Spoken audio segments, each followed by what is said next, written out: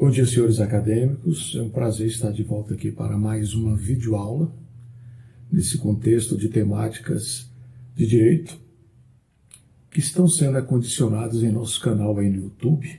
Você tem interesse? Vá até lá, faça a sua inscrição, deixe o seu comentário, participe. A temática que vamos trazer aqui pelas pesquisas que fizemos na doutrina, na jurisprudência, na legislação, diz respeito às despesas que a parte, advogados, interessados, de modo geral, terão no processo. Cada tribunal de justiça, por meio da sua douta corregedoria, irá publicar uma tabela de custas. E nessa tabela de custas haverá a previsão de como deverão ser feitos esses cálculos para determinado tipo de ação, de acordo com o valor de sua causa, de acordo com o pedido, enfim, de acordo com a pretensão e a desenvoltura daquele processo, se está na condição de processo principal, de apenso, incidental, se as despesas que estão ali são apenas para um porte de correio, numa citação por meio do carteiro, ou se para anexar cópias, fotocópias indispensáveis àquele processo. As despesas estão aí no processo. Elas poderão se tratar de atos meramente administrativos aí nessas diligências processuais.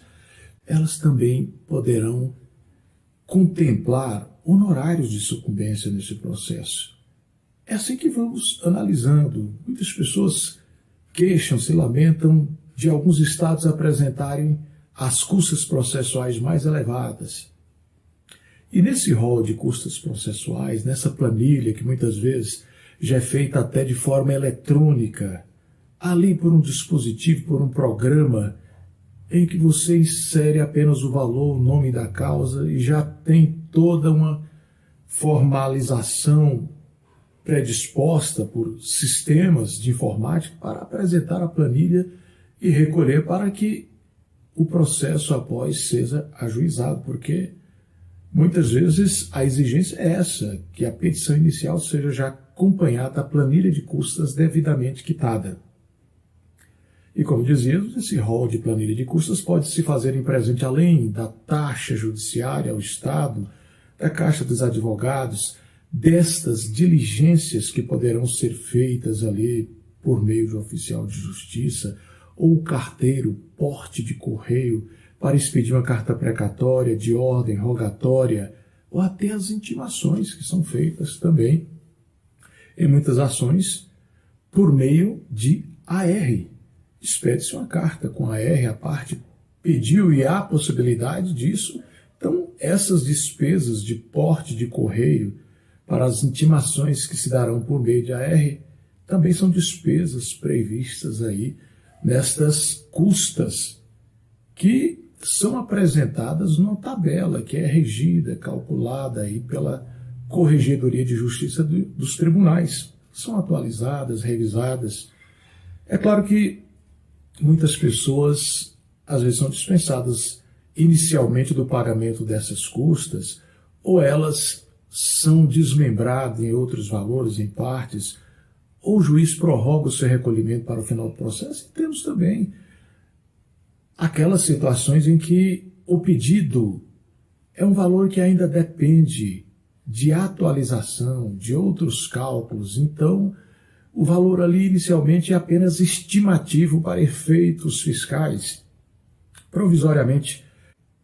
E então, estabelece-se o cálculo por meio de contadores ou por meio de programas disponibilizados aí no site do tribunal, dessas custas que poderão ser provisórias ou iniciais, e ao final do processo, uma vez atualizado o valor do débito, da dívida, conta-se as custas finais, é claro, fazendo aí uma compensação em relação àquelas custas iniciais que já foram pagas. São despesas oficiais, administrativas aí que vão surgindo no tramitar de um processo. Mas, nesse processo, ainda poderá haver outras despesas, por exemplo, como os honorários de um perito. Em muitas ações, vai ter essa necessidade de atuação de um profissional com habilidades técnicas que o juiz não tem. E aí, nesse caso, a parte interessada, por exemplo, o autor que requereu essa prova pericial, vai antecipar as despesas desse perito. E aquelas outras partes que indicaram os seus assistentes técnicos também para acompanhar essa perícia irão custear esses honorários. Há uma situação curiosa que se apresenta aí no que diz respeito às diligências requeridas pelo Ministério Público na condição de fiscal da lei. O Ministério Público atua como substituto processual num plano de advogado da sociedade, quando no local, por exemplo, não se tem advogados suficientes, defensores, e ele pode estar ali atuando como substituto processual da parte. Mas, na maioria das ações, ele estará atuando como fiscal da lei, ou custos legis. E assim que ele requerer uma diligência nesta condição, a parte autora do processo deverá antecipar as despesas. Mas, não estando nesta condição, e aí nós vamos analisar que, às vezes, as diligências requeridas no processo foram formuladas pelo defensor público, pelas fazendas públicas e pelo Ministério Público, não atuando nessa condição de fiscal da lei.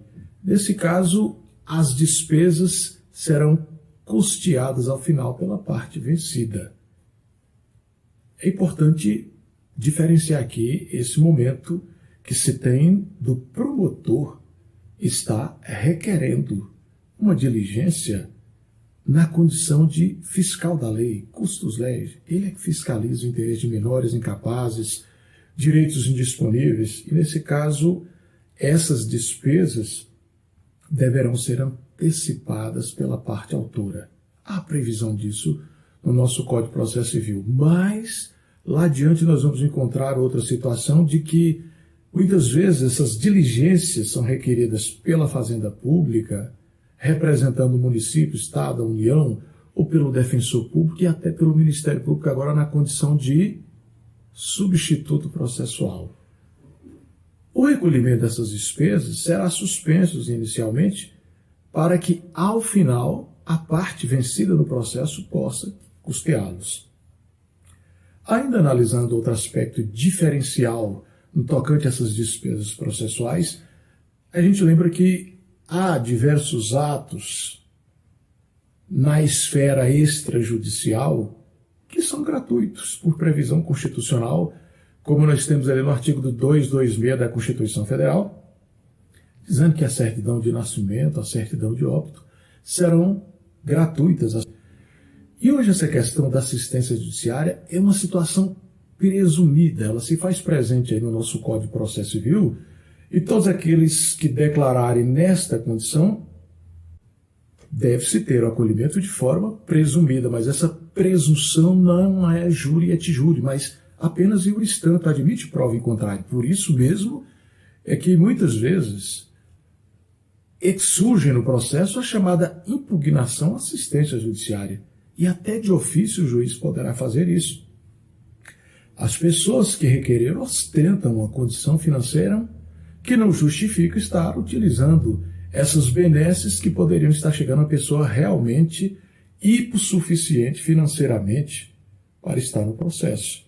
Sem contar que, restando caracterizada essa situação, ainda poderá surgir a possível articulação das ações criminais de falsidade ideológica ou documental.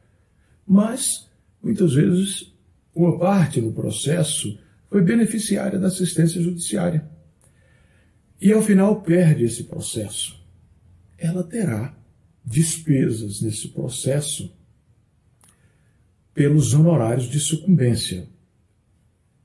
Ali há um dispositivo no nosso Código de Processo Civil dizendo que essas despesas de honorários de sucumbência, que seriam revertidos ao procurador da outra parte, elas ficarão suspensas por até 5 anos. Se nesse transcurso a parte interessada em receber esses honorários de sucumbência verificar que houve alteração na condição financeira dessa parte que perdeu a ação e que era beneficiária inicialmente da assistência judiciária deverá mover a sua ação de cobrança no transcurso desses 5 anos, porque, passado eles, extingue-se esse direito. Há uma previsão na legislação processual nesse sentido, mas que isso sempre vale lembrar nesse aspecto de despesas processuais que, mesmo essa parte beneficiária inicialmente da assistência judiciária pode ter atuado com litigância de má-fé. E a multa poderá ser aplicada pelo juiz. E o fato de ter sido beneficiária da assistência judiciária não impede que ela venha a pagar a multa decorrendo da sua ação por litigância de má-fé. Litigância de má-fé se faz presente no artigo 81 do CPC, dizendo que aquelas pessoas que adotam expedientes, por exemplo, procrastinatórios, para, de algum modo, retardar, atrasar o andamento do feito por meio de diligências requeridas, o juiz poderá arbitrar valores não inferiores a 1% e nem superiores a 10% do valor da causa corrigido a título de multa pela litigância de má-fé. E ao lado da litigância de má-fé nós vamos encontrar os atos atentatórios à justiça. E eles se fazem presentes ali no artigo 77. Vamos encontrar ali o inciso 4 e 6, bem claro, estatuindo que toda vez que a parte cria qualquer embaraço para o cumprimento da ordem judicial ou para alterar a condição dos bens, dos fatos envolvidos no processo, ele estará incursionado nesta ação atentatória à justiça. E além das ações criminais cabíveis nesse particular, ele responderá por uma multa que o juiz aplicará de até 20% do valor da causa. Mas digamos que o valor da causa aí é inexpressivo, irrisório, naqueles pedidos que ainda se precisa calcular lá adiante, atualizar o valor da dívida. E nesses casos, o juiz poderá fixar a título de multa até 10 salários mínimos. Veja bem que é importante aqui esclarecer, nesse contexto dessas despesas processuais, que quando o juiz fixa uma multa a título de litigância de má-fé, ali previsto no artigo 81 do CPC 2015, ela será revertida em favor da parte contrária, que sofreu o prejuízo. Noutra parte, quando o juiz fixa uma multa de até 20% do valor da causa, ela será revertida em favor de fundos especiais da União, dos Estados, do Distrito Federal, por exemplo, como aqueles utilizados para reaparelhamento do Poder Judiciário. Há essa diferença sutil que deve ser observada. E aqui falávamos, a parte que tinha o benefício da assistência judiciária e atuou, como nós dissemos aqui, numa circunstância que reste caracterizado litigância de má-fé, ela receberá a multa e deverá custeá-la, dentro, é claro, das suas possibilidades e condições. Quando se fala dessas despesas, é sempre bom correr os olhos para aqueles processos que tramitam nos juizados especiais cíveis, regidos pela Lei 9.099/95, assim como aos feitos que tramitam nas varas da infância e juventude. Por regra, não há despesas ali por uma proposta de promover a inclusão da criança ou do adolescente nesse contexto dessas varas da infância e juventude.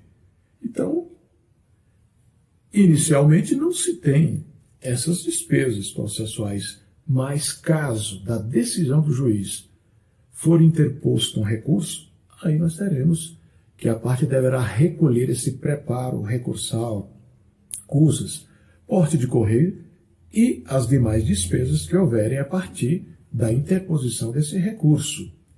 O terceiro interessado que estiver articulando ações ou pleitos ali nas varas da infância e juventude, esses não seriam beneficiários de assistência judiciária. Mas no tocante aos juizados especiais cíveis, eles são regidos por uma principiologia peculiar: celeridade, informalidade, economia processual e oralidade. E lá a regra é essa também, que não se tenha despesas, custas processuais, mesmo com a sentença. Mas quando há sentença e a parte interpõe um recurso, seja em primeiro grau ou em segundo grau, ali serão contabilizados o preparo recursal, as custas, porte de correio.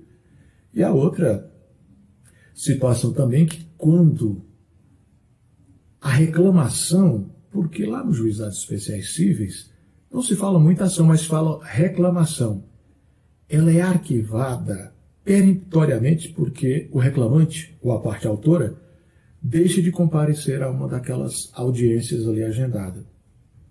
Aquele processo será extinto, arquivado, mas na decisão deve-se mandar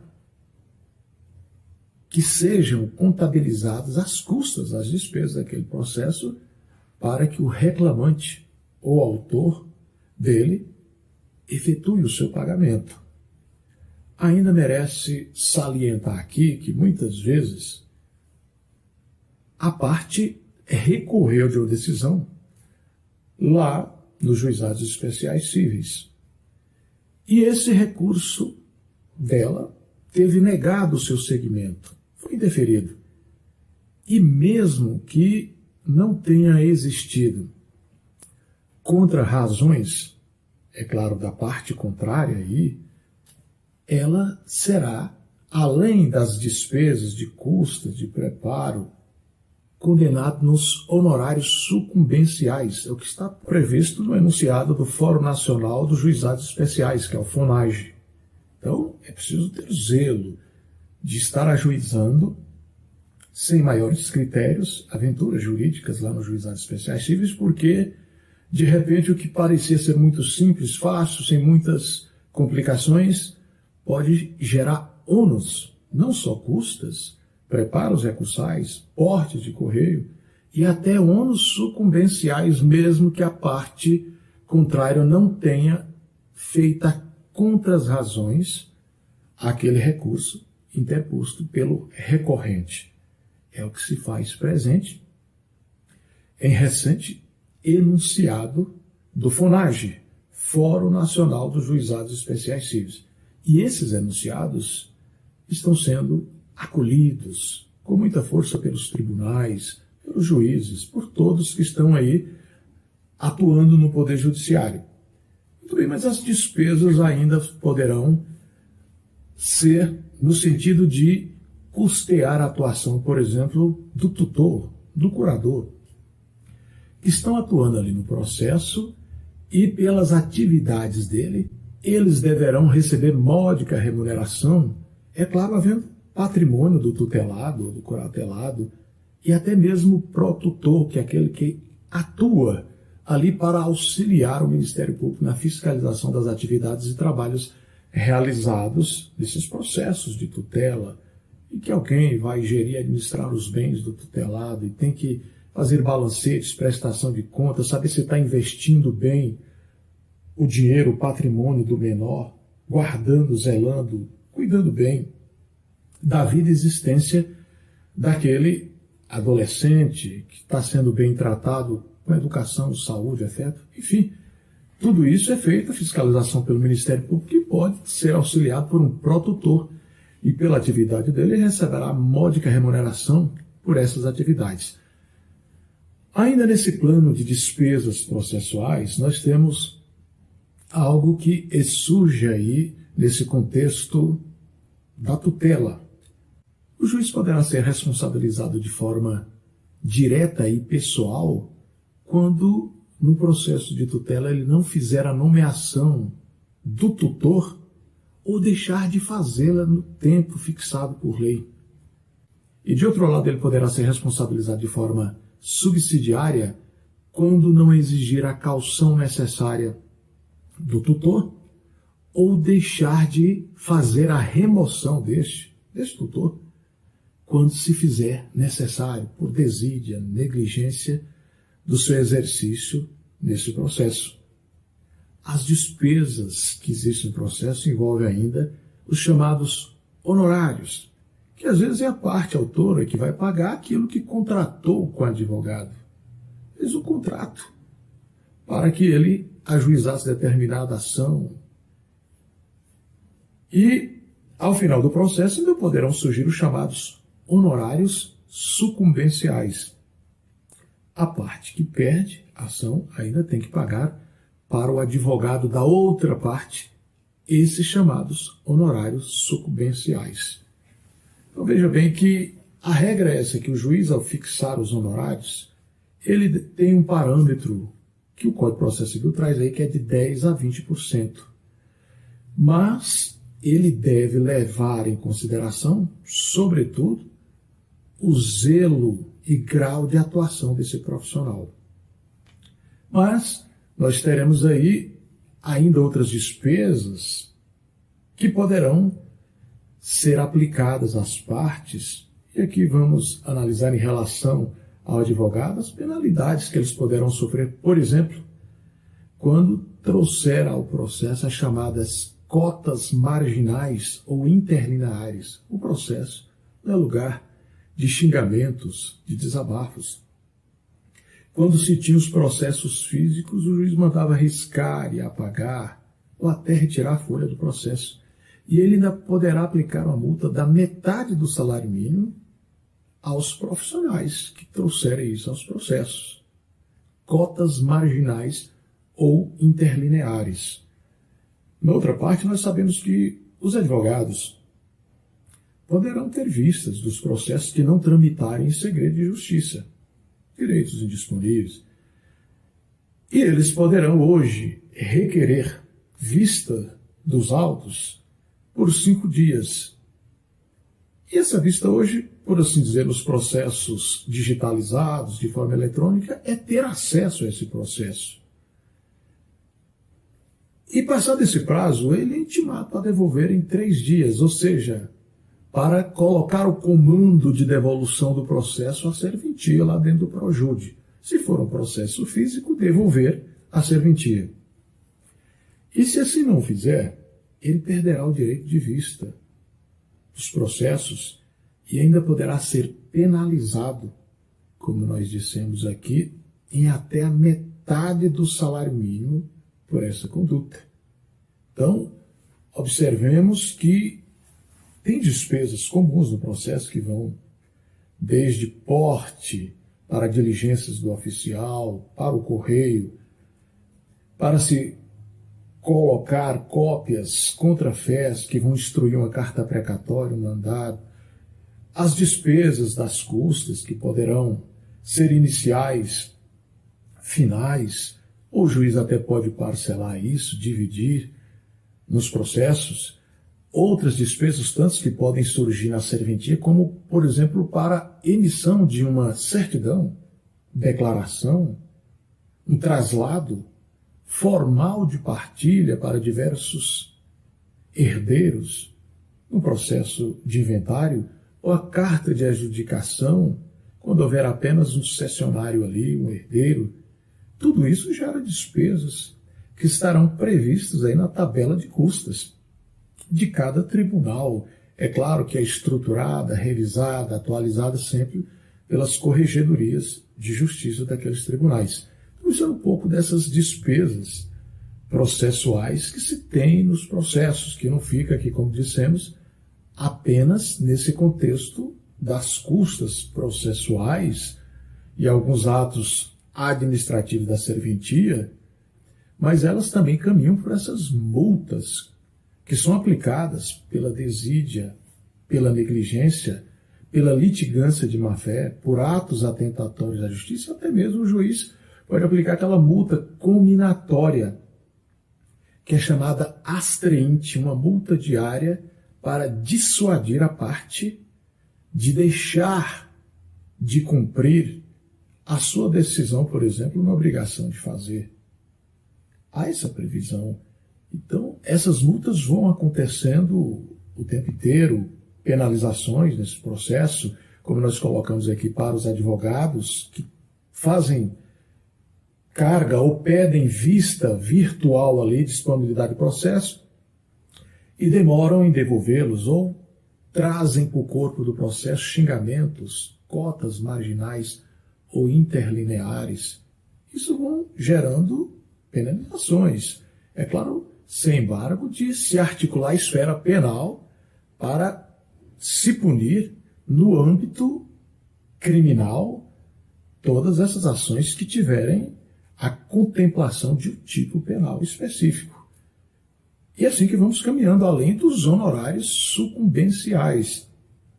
Essa parte de honorários é muito zelosa, porque a parte já fez um contrato de honorários inicialmente e ali fica preocupado que teria que pagar apenas aqueles honorários contratuais, mas pode perder o processo no final, como aqui dissemos, e ao perder esse processo, o juiz vai arbitrar os honorários de sucumbência por ter perdido aquela ação, e esses honorários serão revertidos em favor da outra parte. É claro que eu trouxe uma situação diferenciada que, às vezes, quem foi condenado nessa sucumbência era uma parte que inicialmente tinha as benesses da assistência judiciária. Essa cobrança poderá ficar suspensa por até 5 anos, mas se nesse curso de 5 anos surgir novo evento que evidencie que aquele que tinha assistência judiciária hoje já tem uma condição patrimonial para efetivar esse pagamento, isso deve ser articulado, a cobrança aí em até 5 anos, porque passados 5 anos extingue esse direito. Uma situação curiosa que surge nesse particular é que, como nós dissemos lá na Constituição Federal, existem benefícios de gratuidade da justiça, como dissemos aqui do artigo 226, que prevê a gratuidade da certidão de nascimento, da certidão de óbito. E no Código Civil, norma infraconstitucional, isso foi até ampliado lá no processo e registro de habilitação de casamento, também serão gratuitos, e a primeira certidão de casamento. Mas nós já teremos algumas chamadas ações que estariam nesse contexto de remédios heróicos e que, na realidade, são garantias constitucionais que estão no artigo 5º, como o direito de petição, o habeas corpus, o habeas data. Há uma discussão grandiosa aí em torno do mandato de segurança que, embora esteja nesse contexto dos remédios heróicos e garantias, mas há uma extensa manifestação jurisprudencial no sentido de que, para o mandado de segurança, deve-se cobrar custas processuais pelo benefício material que é gerado às partes. Mas, de outro lado, nós temos súmula do STF que no mandado de segurança não deve existir condenação por honorários sucumbenciais, ou seja, ali no final do processo. São observações que vão caminhando nesse universo das despesas processuais, e são importantes fazer essas observações para evitar que as partes estejam aí caminhando nessas aventuras jurídicas.